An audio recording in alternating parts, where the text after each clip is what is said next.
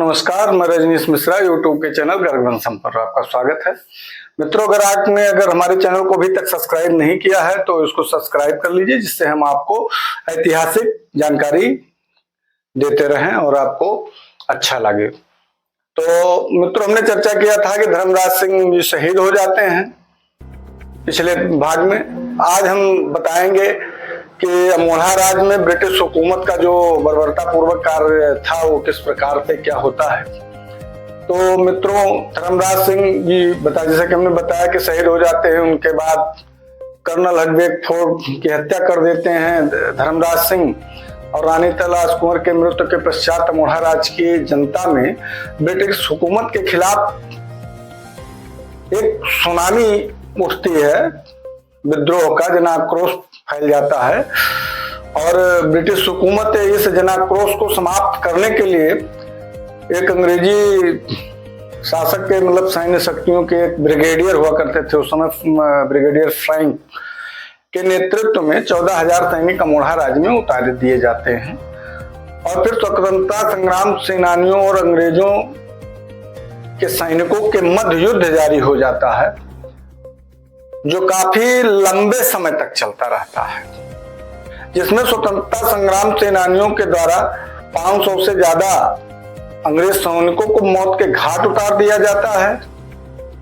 अंग्रेज सैनिक अपने को कमजोर मानकर पीछे हटने लगते हैं, लेकिन अयोध्या की तरफ से अंग्रेजों को एक बड़ी सेना लेकर के साथ आ जाते हैं।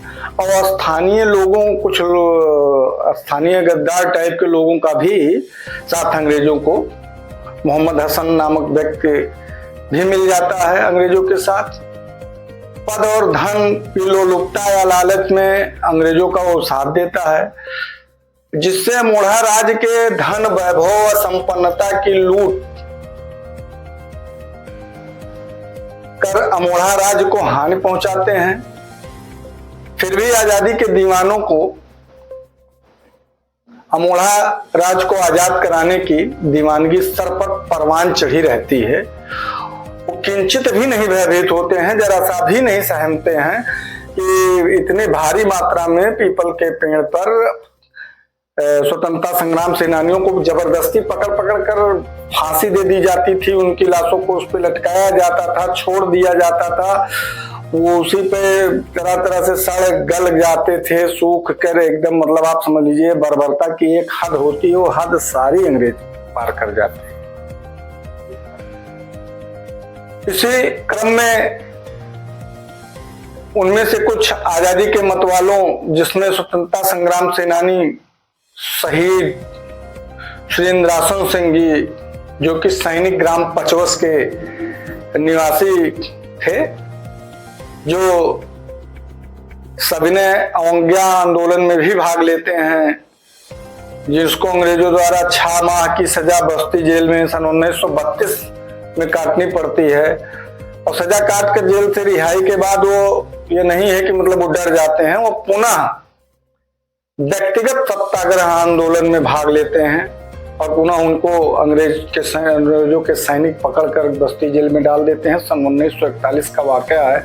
3 माह की सजा फिर वो काटते हैं और निकलते हैं जेल से। उसके बाद सजा काट कर जेल से निकलने के बाद उनके इरादों में किंचित भी कहीं भी कोई समझौता नहीं रहता है, कोई डर नहीं रहता है, कोई दहशत नहीं रहता है। वो आजादी की लड़ाई के लिए अग्रसर रहते हैं और वो पुनः अंग्रेजों के खिलाफ भारत छोड़ो आंदोलन में भी अपनी भूमिका निभाते हैं। लेकिन एक बार फिर उनको अंग्रेज पकड़कर 1942 ईस्वी में 9 माह की सजा का ऐलान कर देते हैं और बस्ती जेल में उनको सजा काटने पड़ते हैं। मित्रों, इसी प्रकार हम आगे की आपसे और शहीद स्वतंत्रता संग्राम सेनानियों के नाम और उनके बलिदान की चर्चा करेंगे, जो हम आपको बताएंगे कि सकरावल है, लजघटा है, धिरौली बाबू है, विक्रम जोत है और अन्य गांवों के भी वीर शहीदों के बारे में हम चर्चा करेंगे, जिनके बारे में आप लोगों को अधिक जानकारी नहीं है, उसको हम अगले भाग में आपसे बताने का प्रयास करेंगे। नमस्कार, प्रणाम, मैं रजनीश मिश्रा।